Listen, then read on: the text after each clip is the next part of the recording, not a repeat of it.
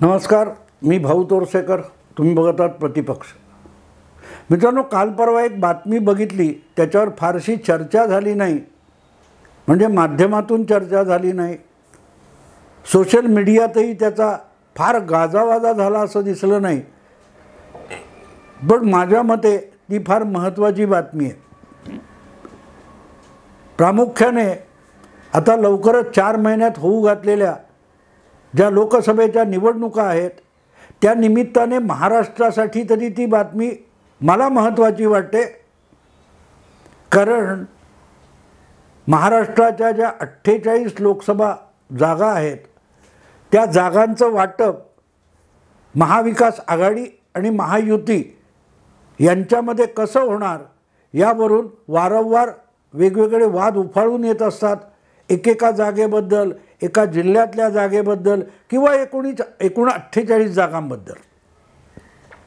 बातमी अशी आहे की काँग्रेसने प्रकाश आंबेडकरांच्या वंचित बहुजन आघाडीला 3 जागा देऊ केलेल्या आहेत.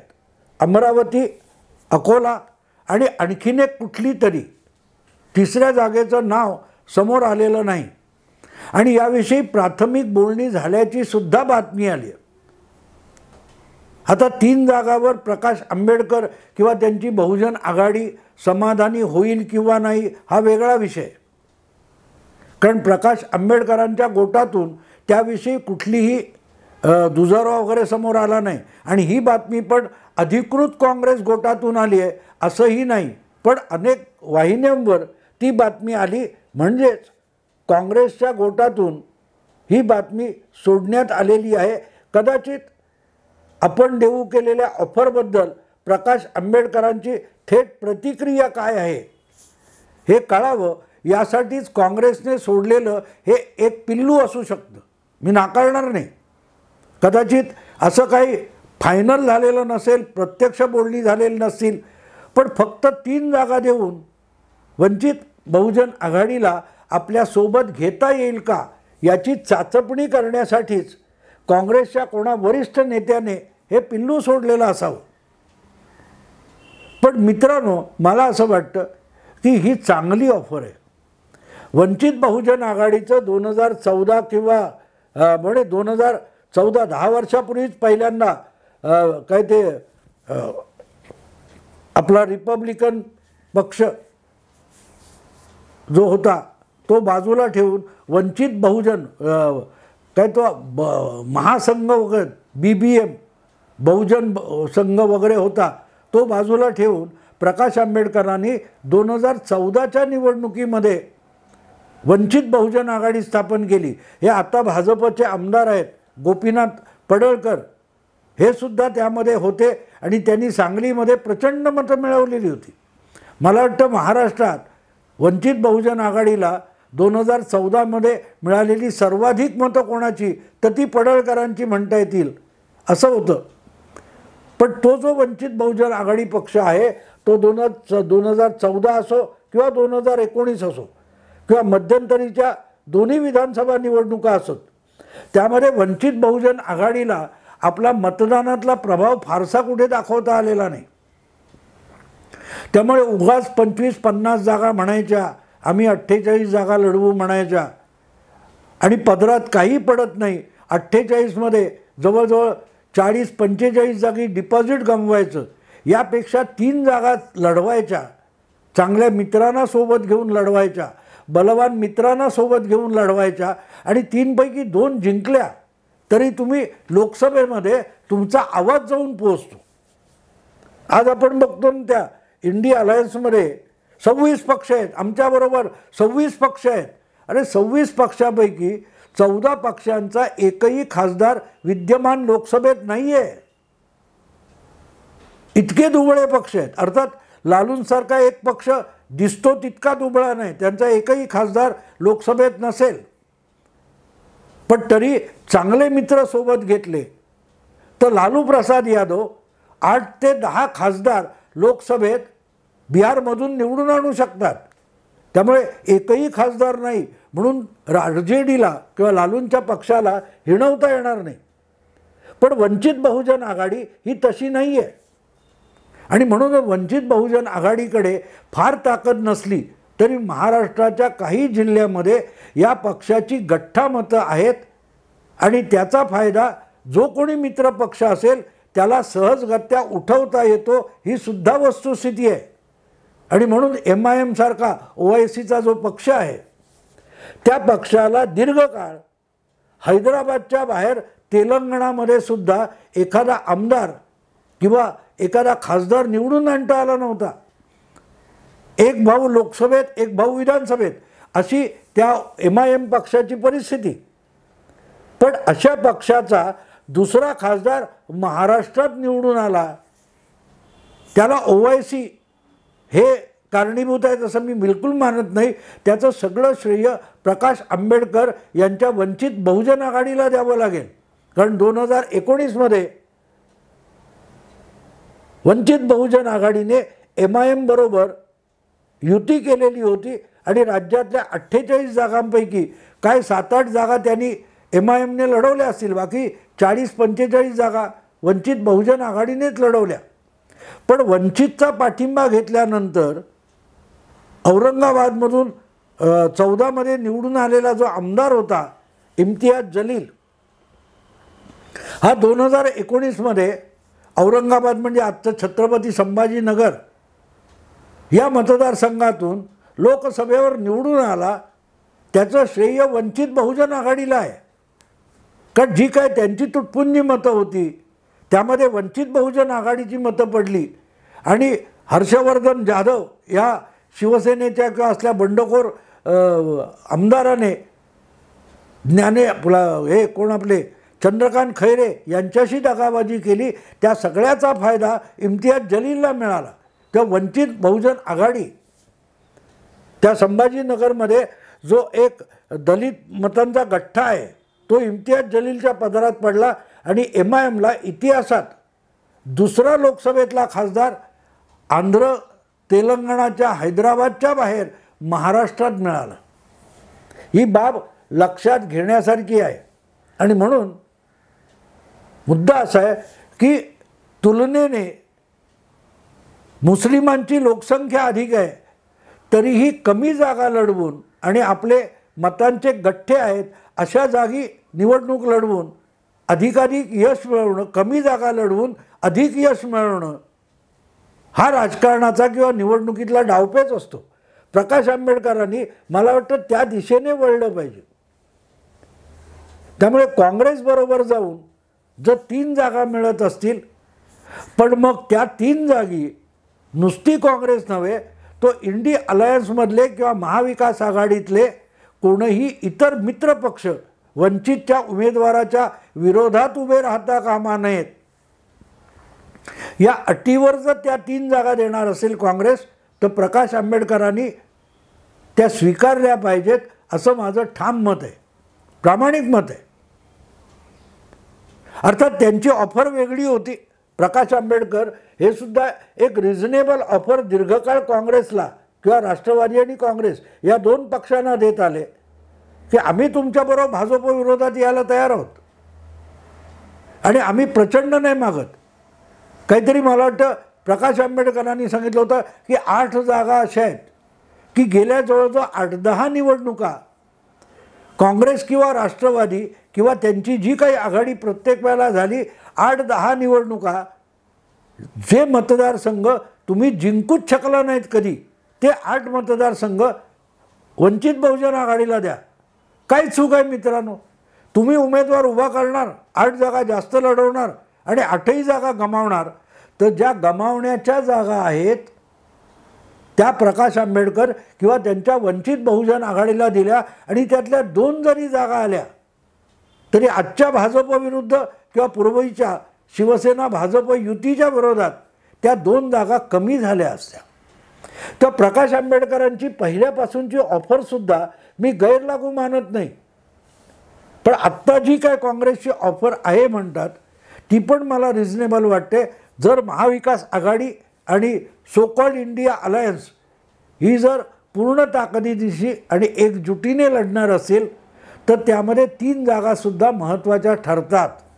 मी प्रकाश आंबेडकरांना एक जुनी आठवण करून देईन. मला वाटतं 98 साली रिपब्लिकन पक्षाचे जे वेगवेगळे तुकडे होते, म्हणजे प्रकाश आंबेडकरांचा काय तो भारतीय राष्ट्रीय भारतीय रिपब्लिकन पक्ष BBM काय असा होता, बहुजन महासंघ वगैरे, कवाडेंचा एक वेगळा रिपब्लिकन गट होता, रामदास आठवलेंचा एक वेगळा गट होता, रासू गवईंचा एक वेगळा गट होता. असे हे महाराष्ट्रातले रिपब्लिकन किंवा आंबेडकरी चळवळीचे 4 दिग्गज नेते होते. या 4 दिग्गज नेत्यांना 1998 साली 4च जागा शरद पवारांनी दिल्या होत्या, जी आघाडी बनवली. 96 साली ज्यावेळेला काँग्रेस अखंड होती, राष्ट्रवादी काँग्रेस पक्ष वगैरे नव्हता, सोनिया गांधी काँग्रेसमध्ये आलेल्या नव्हत्या, काँग्रेसच्या अध्यक्ष नव्हत्या, सीताराम केसरी अध्यक्ष होते. त्या 1998च्या लोकसभा निवडणुकीमध्ये काय झालं होतं आठवतं? काय झालं होतं? 4 रिपब्लिकन खासदार निवडून आले होते. रासू गवई, प्रकाश आंबेडकर अकोला, रासू गवई मला आता आठवत नाही त्यांचा बहुतेक अमरावती असेल, त्याच्यानंतर जोगेंद्र कवाडे आले होते, आणि मुंबईतून रामदास आठवले. असे 4 रिपब्लिकन खासदार वेगवेगळ्या गटाचे. पण शरद पवारांनी जी आघाडी बनवली होती त्याच्या पदरामध्ये जवळजवळ 32 का 35 का 36 खासदार आले होते. काँग्रेसलाही फायदा झाला. अगदी शेकापचेही खासदार आले होते, मला वाटते रामशेठ ठाकूर वगैरे कोणतरी आले होते, जनता दलाचं कोणी आलं असेल. सांगायचा मुद्दा असा की प्रत्येकाने कमीत कमी जागा लढवल्या, पण अधिकाधिक यश मिळवलं, अधिकाधिक यश मिळवलं. आणि म्हणून ही बाब लक्षात घ्यायला लागते की जागा अधिक मागून आघाडी फिसकटवण्यापेक्षा कमीत कमी जागा मिळतील तर त्या स्वीकारून अधिकाधिक निवडून आणणं, याला निवडणुकीच्या रणनीतीमध्ये प्राधान्य असलं पाहिजे. दुर्दैवाने आजचे सगळ्याच पक्षांचे नेते या बाबतीत अडेलतट्टू असतात. उत्तर प्रदेशमध्ये काय अमित शहानी 2014मध्ये अशा लहान सहान 4-5 पक्षांना एकत्र केलं, त्यातल्या अनेकांना लोकसभेची जागासुद्धा दिली नव्हती. ते कोण राजभर आणि अपना दल असे जे 2 छोटे पक्ष आहेत त्यांना सोबत घेतलं, पण इतर जे छोटे पक्ष होते त्यांना लोकसभेत काही दिलं नाही, पण विधानसभेत सामावून घेतलं, अगदी मंत्रिमंडळात देखील स्थान दिलं. त्या पक्षांनी राज्यामध्ये उत्तर प्रदेशमध्ये 50-50 जागा मिळवून सगळी डिपॉझिटं घालवण्यापेक्षा 1-2 तरी आमदार त्या कालखंडात निवडून आणले. मुद्दा तो असतो, किती जागा लढवता याला महत्त्व नाही, किती उमेदवार जिंकून येतात याला निवडणुकीत महत्त्व असतं. आणि त्याची चुणूक मला वाटतं या राजकारणातून वारंवार मिळालेली आहे. आपण तिकडे किती गंभीरपणे बघणार आहोत यावर आपलं राजकारण आणि आपण ज्या मित्रपक्ष गोळा करतो, आघाडी बनवतो, त्यांचं यश अवलंबून असतं. महाराष्ट्रामध्ये गेल्या 2 निवडणुका लोकसभेच्या वंचित बहुजन आघाडी म्हणून लढवताना पदरी संपूर्ण अपयश प्रकाश आंबेडकरांच्या आलेलं आहे. ते स्वतः गेल्या वेळेला सुशील कुमार शिंदेना पाडलं कुठच्या त्या सोलापूरमध्ये, आणि अकोल्यामध्ये पण पराभूत झाले. बरं, 2 उमेदवार 2 मतदारसंघात उभं राहायचं, दोन्ही ठिकाणी पराभूत व्हायचं, त्यापेक्षा आपल्या पक्षाचे किंवा आपण कमीत कमी जागी लढायचं आणि आपली सगळी साधनं ही केंद्रित केली तर तेवढ्या कमीत कमी जागीसुद्धा मोठं यश संपादन करता येतं. ही राजकारणातली आजच्या निवडणुकीतली वस्तुस्थिती आहे. आणि जर ही सगळी पार्श्वभूमी समजून घेतली तर मग काँग्रेसने प्रकाश आंबेडकरांना देऊ केलेल्या ज्या लोकसभेच्या 3 जागा आहेत त्या मला बहुमोलाच्या वाटतात. थोडी घासाघीस करून 4 किंवा 5 मागाव्यात, पण अगदी 8 किंवा 10 किंवा 12 लोकसभेच्या जागांसाठी प्रकाश आंबेडकरांनी अट्टहास करू नये. कमीत कमी जागा घेऊन अधिक यश मिळवण्यामध्ये तुमचं जे भाजपला हरवण्याचं उद्दिष्ट आहे, मग ते काँग्रेसचं असेल, प्रकाश आंबेडकरांचं असेल, शरद पवारांचं असेल, उभाटा शिवसेनेचं असेल, या सगळ्यांचं यश हे त्यात सामावलेलं आहे.